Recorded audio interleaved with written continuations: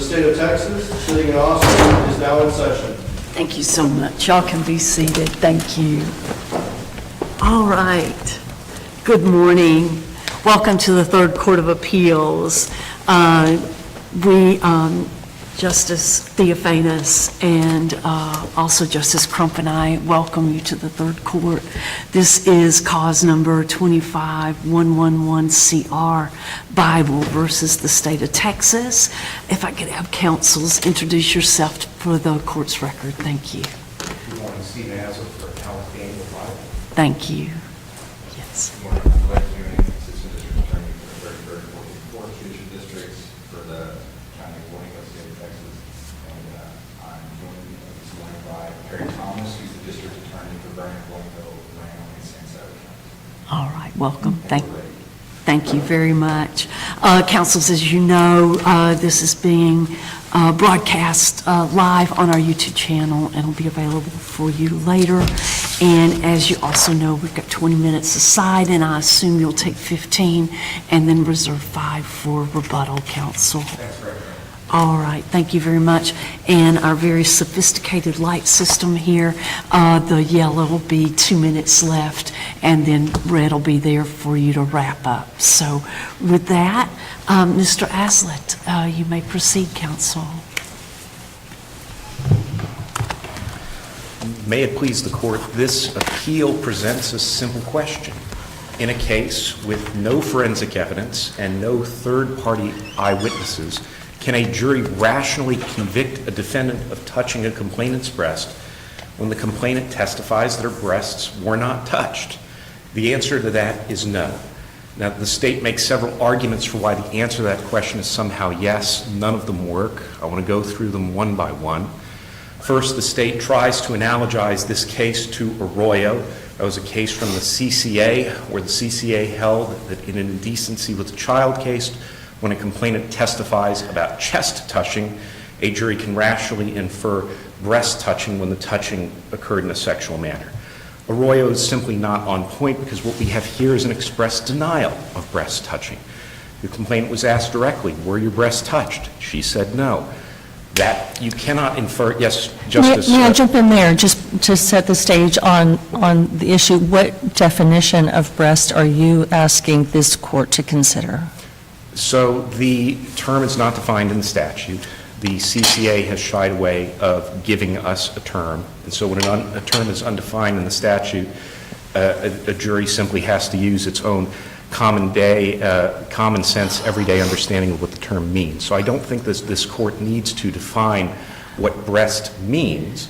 But here the complainant, who is a competent adult, who was not intellectually disabled, no indication that she did not understand on her own body where her breasts were, says that her breasts were not touched, drew a diagram that indicated an area between her breasts, and expressly denied breast touching. Now, counsel, isn't it true that even if she had gotten up there, let's say this were a sex assault case or a DV case, and she got up there and recanted, just got up there and just blindsided the state and recanted her whole story and said, nope, he didn't do anything to me.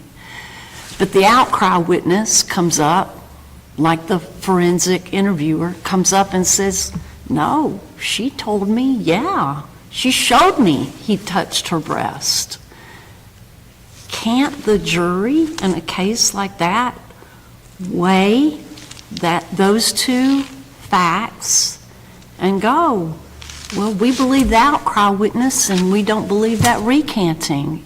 Doesn't that happen like all the time? And Chief Justice Byrne, that would be correct for a recantation case, but this is not a recantation case. So, but isn't it the same? I mean, she said no.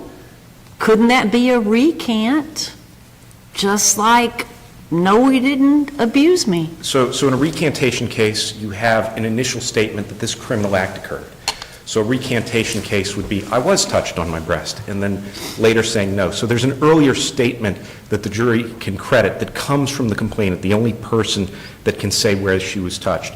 Here there is no inconsistent statement. The complainant uses a consistent term throughout that she defines for the jury. Bra line, I was touched on my bra line, it's where the bra sits, it's not where my breasts are. She used the term bra line with Nurse Broussard.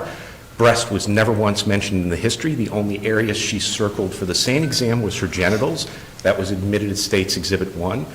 She defines bra line at trial as a term of art that she uses, just like we would interpret a special term in a statute. She says bra line to mean something not breast. And she uses that very term with Ms. Niemeyer, the forensic interviewer.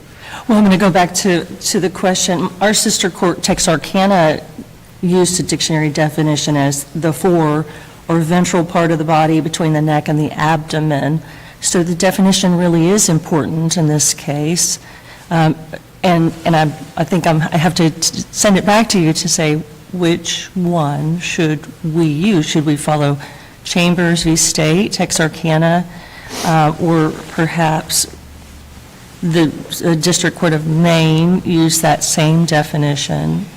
And bra line would fall within that definition, correct? If this court is wanting to attach a specific definition to breast, I would go with something closer to the Merriam-Webster's dictionary definition or the definition cited in Nelson, which are the mammary glands on a female that are milk-producing. But we have a child, even though she was 19 when she testified, she was a child when the alleged event occurred, correct? No memory glands at the time to speak. That's correct, but the focus of all of these sexual statutes, the aggravated sexual child statute, the indecency statute, is areas of a person's body that have some special interest in a sexual encounter, right? The genitals, the breasts, the buttocks, the anus. So these are specifically listed precisely because they are areas that adults anyway would probably go touching in a sexual encounter. And I think to broaden the definition of breast to encompass effectively the entire chest area takes us well beyond what the legislature is trying to criminalize with the statute. I mean, they could have simply said that the body of a child, any touching of the body of a child with sexual intent would qualify, but they didn't. They cabinet to these areas that are expressly associated with that, and so I would urge the court, in keeping with that statutory scheme, to pick, if it wishes, a definition of breast that adheres to that. But getting back to the forensic interviewer for a moment, bra line is what she says consistently. And it comes out at trial that bra line is a term of art that means not my breasts. And so it's not like a recantation case where we have a denial that the jury can then credit an earlier statement of a criminal act occurring. It simply didn't happen. Does the witness or the record reflect whether the touching occurred with the hand this way or this way? Because I'm envisioning a 5-year-old, and I don't know what the jury saw. If a man's hand on a 5-year-old on a bra line is this big on the chest of a 5-year-old, a bra line is a line, a man's hand is 4 or 5 inches wide. I'm struggling with a wide man's hand and you going to a bra line and not encroaching on breast tissue. I don't think we need to be that granular about this, Chief Justice Byrne. She didn't say whether this is a finger touching or a palm touching or anything like that. She just simply said that she was touched on her bra line. But didn't the jury see some visual example in the jury box? Did they not see the witness give some type of example? She did not gesture. There was a gesture that Ms. Niemeyer made when she testified. All they had was the drawing. And in the drawing, it's very clear that the area that she is describing is between her breasts.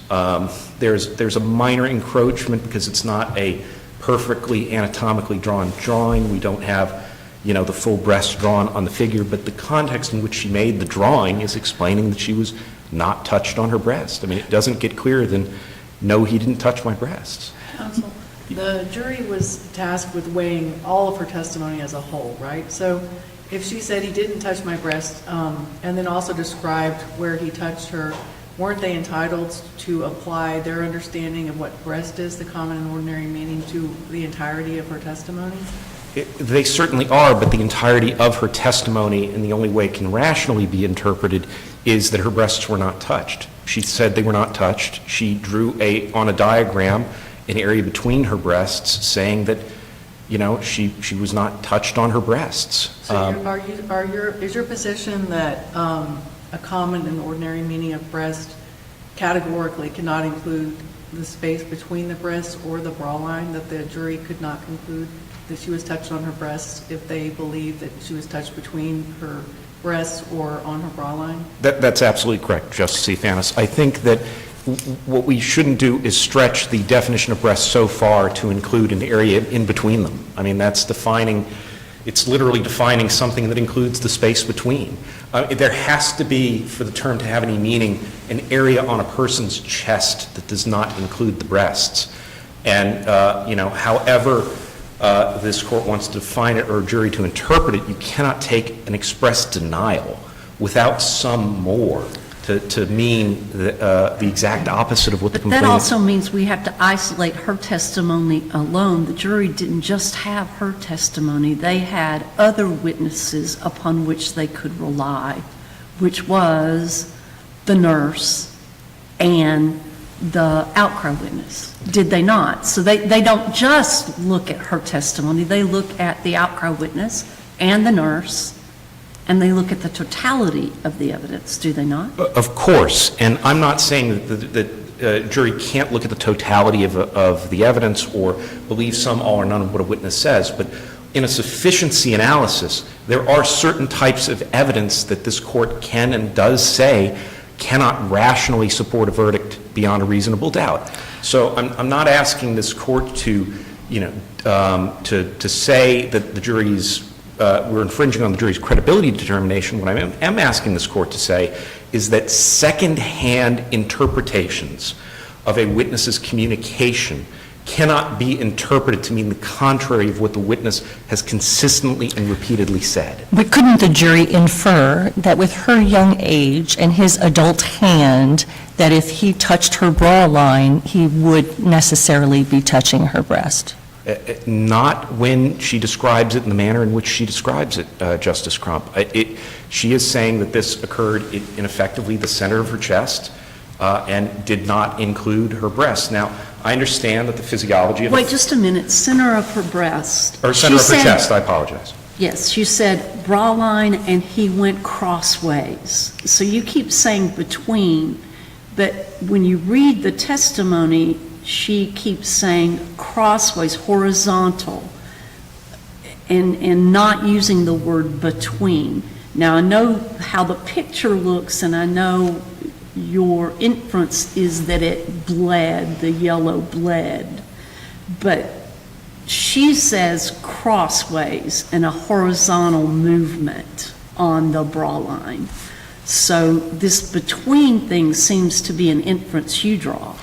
Even using the term crossways is said in the context of saying, did not touch my breast.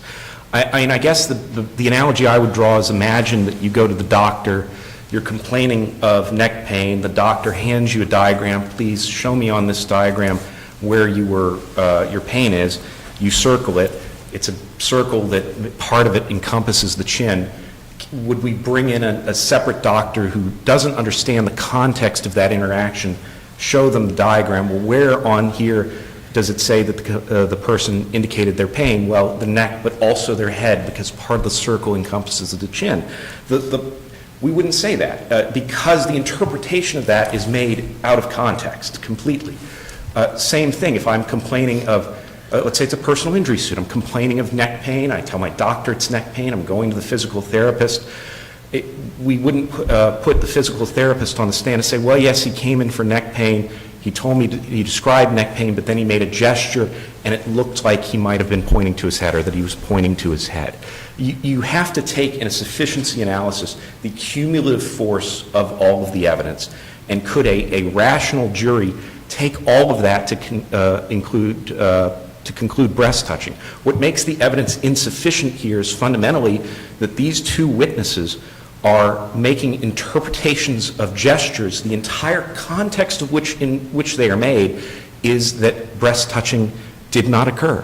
That's the case for Nurse Broussard, who she was only told about bra line touching, and the same thing for Ms. Niemeyer. It's a consistent term that, however this court ultimately wants to define breast, the complainant said that for me, on my body, as an adult, remembering back to when I was 5, I was not touched on my breasts. I understand that the physiology is different and that she's making an analogy on an adult drawing to her child body. But it simply would have been very easy to say. I mean, I was touched on my breasts, but she never did. And what makes this particularly powerful is that she could have, dropped Mr. Bible in the grease completely. I mean, she is describing a very disturbing sexually charged encounter where her genitals were clearly touched. She's very express about that. There's no reason for her to hold back at all, and I think that speaks even more to the truth of this, that she's being very, very consistent and descriptive about what parts of her body were touched, and that her breasts, however this court wants to define that, were not. If I may interrupt you for a second, isn't the jury free to adopt a different understanding of what the breast is than the complaining witness? Yes, but there's no, I would say that certainly in a case if we had a very young child or somebody who's intellectually disabled. But I don't think if we had an adult coming in and saying that, I was not touched on my breast, that we would bring in somebody to interpret a gesture made when a person is saying that to encompass a different body part. That's just not competent evidence. I see that I have time. I will reserve the rest. I will answer that question on rebuttal further. Thank you, counsel. All right. Let's hear from the appellee. Thank you for the statement. Thank you, Chief Justice Byrne, and may it please the court. This is a pure sufficiency review, and so the court's determination is going to be governed by the standard set out in Jackson v. Virginia, and that review standard gives full responsibility to the trier of fact, to the jury, to resolve any conflicts that may arise in the testimony or even within an individual witness's testimony. If the factual record supports conflicting inferences, then this court must presume that the trier of fact resolved those in favor of the prosecution and must defer to their resolution. The ultimate question for the court is, considering the cumulative force of all the evidence, could a rational juror have found the elements beyond a reasonable doubt? So as applied to this case, I think the question is, could any rational juror have decided to discount Luna's statement, the pseudonym for the victim in this case, discount Luna's statement that her breast was not touched, decide that their common understanding of that term is not the same as hers, and she just got that definition wrong, and instead credit all of the other evidence, some of which came from Luna herself, indicating that in fact her breast was touched? Could they rationally make that decision? I think the answer to that is yes, and so the court is required to defer to their resolution of any conflicts and affirm their verdict. Now, since this is a sufficiency review, I know the court has read the parties' briefs. I won't spend too much time belaboring all the facts, but I do want to touch on the essential ones and answer any questions the court may have about them. So the jury first heard from Lana Niemeyer, who was the forensic interviewer. She was the outcry witness, as Chief Justice Byrne pointed out, and Luna told her that the appellant had moved his hand back and forth across what she described as her bra line. Now, Ms. Niemeyer told the jury Luna was 16 years old when she was making the outcry, but she was describing an event that happened when she was 5 or 6, and so she wasn't wearing a bra at the time. Bra line was the term she used to describe that area of her chest where she was touched. And while she was telling Ms. Niemeyer that, she was indicating with her hand, Ms. Niemeyer said, where that touching took place, and Ms. Niemeyer told the jury, from her recollection, that she was indicating that her breast area was being touched. Texas law is very clear. Outcry testimony is substantive evidence that is itself sufficient to support a jury's verdict beyond a reasonable doubt. So you're absolutely right, Chief Justice Byrne. The jury on that evidence alone could have said, you know what, we credit her description of how the victim in this case was indicating where she'd been touched. That makes sense to us, and that makes more sense, or we give that more weight than the victim's interpretation of an undefined statutory term like breast. And we could be done. This outcry testimony alone could sustain the conviction.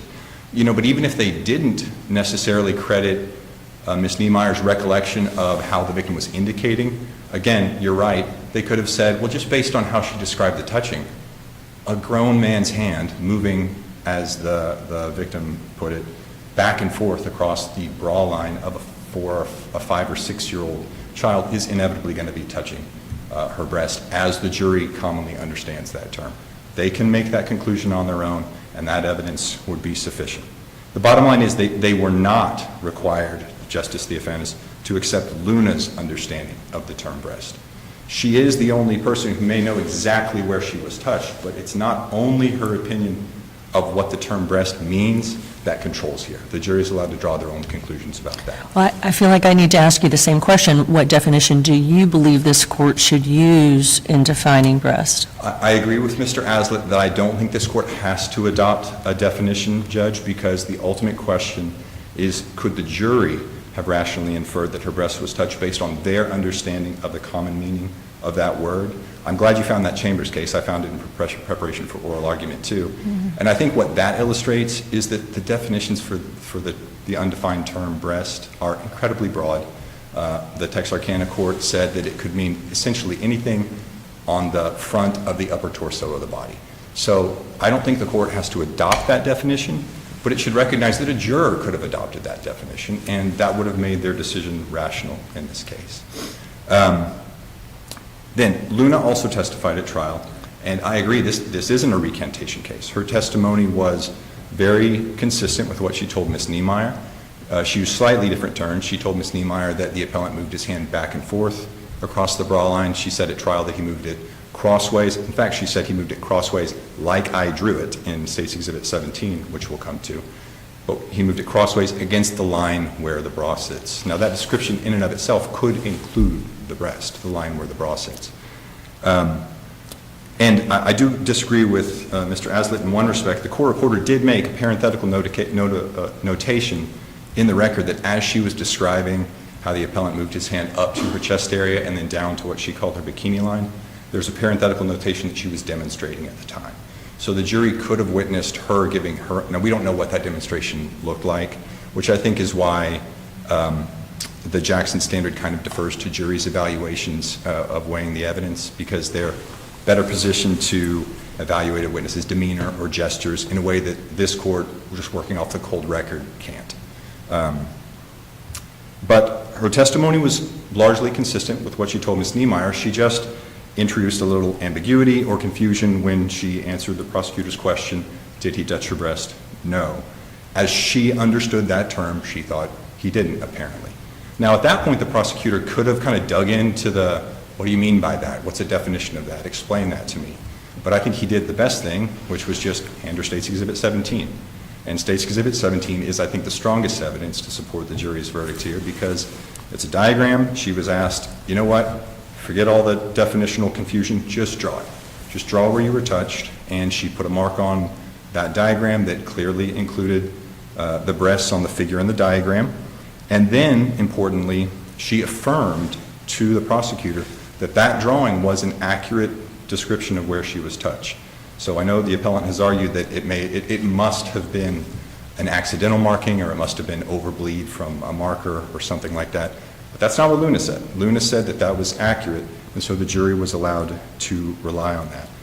That exhibit, State's Exhibit 17, which I think the appellant incorporated into his brief and is in the record, obviously, it's direct evidence from the victim of the precise location on her body where she was touched. And it circumvents any questions or ambiguities or confusion about undefined statutory terms or the precise anatomical meaning of the word breast or the word genitals. The jury can just look at that and say, okay, I don't really care what she says because she may not understand that term. I'm just going to go off her drawing, and that's enough evidence. And then for good measure, the State showed the same exhibit to Rebecca Broussard, the forensic nurse, and she testified, yes, those markings incorporate, as a nurse, that incorporates the breast. So even if the jury hadn't really credited, they didn't really know what a breast was technically, they could have credited Nurse Broussard's testimony, and that would have been sufficient evidence in and of itself. Did you have a question? Well, I guess the follow-up to that is, if this court finds that there is insufficient evidence to support the charged offense, what is the appropriate remedy? Is it acquittal, or is it the attempted touching that is a lesser included offense? You know, I hadn't really considered that, Justice Crum. I think generally speaking, in a sufficiency review, the remedy would be rendering of acquittal. I don't think that's the appropriate course here, obviously, for the court, but I think it would be rendering a verdict of acquittal. The state isn't asking the court to find that there is sufficient evidence? Well, I think there certainly would be sufficient evidence, and so I think we would. Because we've got evidence that she stopped, she went to the restroom, and had she not, that Right. things might have gone differently. Yeah, yes, Justice Crump. There's also plenty of evidence of the intent to arouse or gratify the sexual desire in this case. I mean, the touching moved from the breast to what she just described as the bikini area, but what was the genitals. So there was enough evidence of the intent to arouse or gratify that I think the evidence would certainly support a finding that there was an attempt to touch her breast, even if it wasn't accomplished. But I think the evidence shows that it was accomplished here.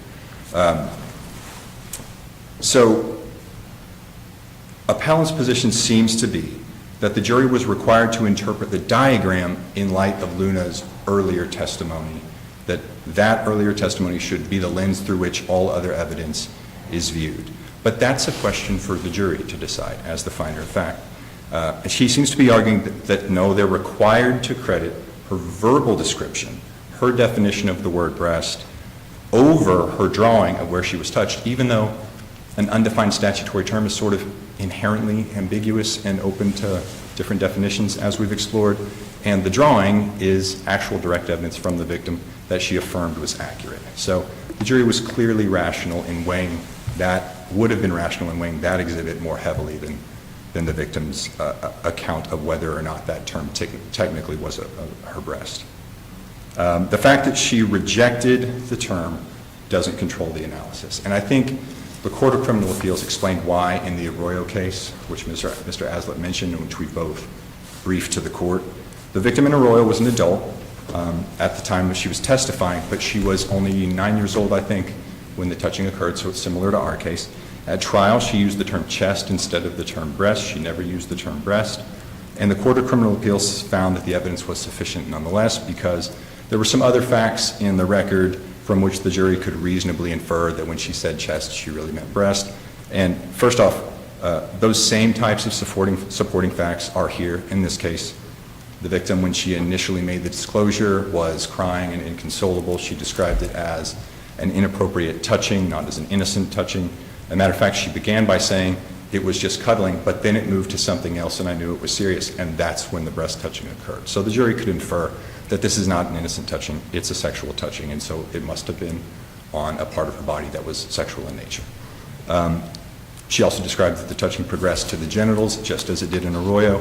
I actually think we have significantly more evidence here of breast touching, not just touching of another part of the torso, because State's Exhibit 17, her description to the outcry witness about how the touching occurred, so there's significantly more. We also have evidence that the appellant in this case had sexually abused 3 other members of his family who were minors, and so the jury could rationally infer from that. They're allowed to draw from that assumptions about his character being the kind of person who molests children. But it's not just the facts of Arroyo that are important. The reasoning of Arroyo is also very important because the court said, or they kind of reasoned that we know that children aren't required to use precise statutory terms, but even an adult victim may be less likely to use the term breast when they're referring to their own prepubescent chest. The term just may not really seem to fit, and so we give them some leeway there with the statutory terms. So the failure to control, the failure to use the term breast does not control the analysis. Now, of course, appellants are arguing that Arroyo is distinguishable because in that case, the victim used the term chest, but she didn't deny the use of the term breast like she did in this case. But I think the reasoning is the same. If an adult is less likely to use the term breast to describe a child's chest, then she's equally likely to answer no if she's asked directly, did he touch your breast? So the use of the statutory term isn't the final word, is the takeaway from Arroyo from my perspective.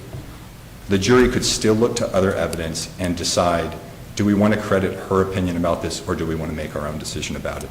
And it would be rational for them to make their own decision about it. The problem is that sometimes undefined statutory terms, like the term breast, can mean slightly different things to different people.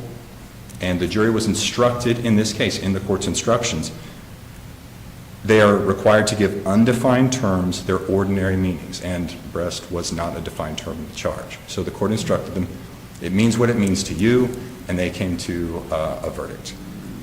And also, they, like I said before, they had Nurse Broussard's testimony. Even if they didn't know what it meant to them, they had a witness saying what it meant to her, and that those markings on State's Exhibit 17 were sufficient.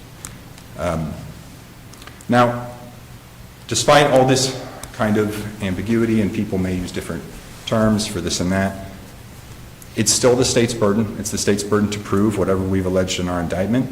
This indictment alleges that the appellant touched Luna's breast with the intent to arouse or gratify, so we got to prove that he touched her breast. It's not good enough to say he was kind of in the area. We fully accept that burden. It's our burden. But it is not our burden to make the victim say it in those particular terms. It's not our burden to have her accept the use of that term as a description of the place where she was touched. All we have to do is give the jury evidence that is sufficient to support a rational inference that the touching occurred as alleged. And it was rational in this case for the jury to credit Luna's other testimony about the nature of the touching, to credit Ms. Niemeyer's description of Luna's indication with her hand of how the touching occurred, and particularly State's Exhibit 17. It was rational for them to credit that and just think, you know, Luna, she just got it wrong. She was a little wrong about that definition. And so since that was a rational decision for them to make, Jackson v. Virginia controls, and this court should defer to the jury's resolution of any conflicts in the testimony and affirm the conviction. If there are any other questions from the court? Okay. Thank you. Thank you, counsel. Yes, let's hear from Mr. Bible's point of view. Thank you. Thank you. A couple of things. First, to address the extraneous offenses. No doubt there was a lot of disturbing extraneous offense. Admitted the jury, of course, could use that to infer that Mr. Bible had a predilection towards children and, you know, infer intent or the sexual nature of the encounter. What extraneous offense evidence cannot do is be proof of a particular act on a particular occasion. So the extraneous offense evidence just doesn't speak at all to whether there was or was not breast touching. Effectively, what the State is asking this court to conclude here is that a 19-year-old doesn't understand on her body where her breasts are. Fundamentally, that's their argument. The key takeaway from this context is everything. Drawings, gestures are always made in a particular context. And what gives meaning to any gesture or any drawing is the verbal communications that come with that drawing or with that gesture. You know, if you were going to distill this case down to a simple rule, I would say that, you know, when we have an adult complainant that says that an offense did not occur and affirms that through their communications, you cannot use a third party's contrary interpretation of what that communication means to find somebody guilty beyond a reasonable doubt. Nurse Broussard and Ms. Niemeyer's information is fundamentally secondhand and is occurring in the context of a complainant who's saying that she was touched not on her breast, whatever crossways means. As far as the reformation issue, of course, our position is that, you know, typically in a sufficiency review, the remedy is an acquittal. I don't know that we can necessarily infer attempt here. It seems that he was very careful about not moving his hand to an area where he would simply cup her breasts. He was certainly not careful at all about the genital touching. And so I don't know that there's necessarily evidence from which a jury could infer attempt to breast touch when he had every opportunity and means during this encounter and could touch other body parts and didn't touch her breast. So even if reformation to an attempt is possible, I don't think that there's sufficient evidence of an attempt on this record. Fundamentally, the state is asking this court to disconnect the drawing and the gestures in the context in which those are made, and that verbal communication has to take primacy because it's what our verbal communications do, what we say, that gives context to the gestures that we make and the drawings that we make. The only other point I want to say is that in insufficiency review, the Jackson Standard does talk about mere modicum of evidence. And I know this is a term that hasn't really been developed a lot in the case law, but Jackson is very clear that you can have evidence that is some evidence of guilt, that points toward guilt, but nonetheless, in the context of everything else, the cumulative force of all the evidence can't rationally support a conviction beyond a reasonable doubt. I would say, number one, the real way to interpret the testimony that Ms. Broussard and Ms. Niemeyer gave is simply it's incompetent evidence. They lack any foundation for their knowledge. It's not based on any personal knowledge. It's a contrary interpretation of a gesture that the complainant is saying means the opposite of what they're interpreting it to mean. But even if you want to give those interpretations some credit, it most arises to what Jackson would call a mere modicum of evidence. At best, it is something, but it's a terribly low and insufficient something. Fundamentally, the person who knows where she was touched is Luna. Luna was consistent from the beginning to everyone she spoke to. She was touched on her bra line. That term has a special meaning, that it does not include her breasts, and she reaffirmed that repeatedly. So in light of all of that, I would ask this court to hold that another witness's contrary interpretation of gestures that a competent adult makes can't overcome what that adult is saying happened to her. And I would ask that this court reverse the conviction on count one, render a judgment of acquittal. Thank you. Thank you, counsels. We appreciate your fine arguments and briefing, and this case is submitted. Thank you very much. Court will stand in recess.